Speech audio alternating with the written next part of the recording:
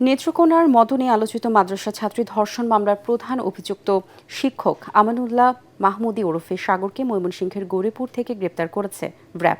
ভোরাতে গৌরীপুরের সোনামপুর এলাকা থেকে তাকে গ্রেপ্তার করা হয়। দুপুরে র্যাব ১৪ ময়মনসিংহের প্রধান কার্যালয়ে এক সংবাদ সম্মেলনে ব্যাটালিয়নের অধিনায়ক অতিরিক্ত ডিআইজি নইমুল হাসান এ কথা জানান।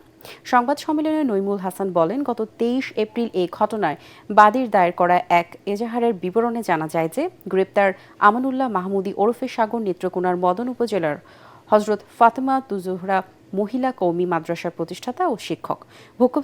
ভুক্তভোগী শিশুটি একই এলাকার বাসিন্দা ও পরিবারের একমাত্র কন্যা সন্তান। শিশুটির বাবা তাদের ছেড়ে দীর্ঘদিন ধরে নিরুদ্দেশ। জীবিকার তাগিদে শিশুটির মা সিলেটে গৃহ পরিচারিকার কাজ করেন। শিশুটি তার নানির কাছ থেকেও এই মাদ্রাসায় লেখাপড়া করত।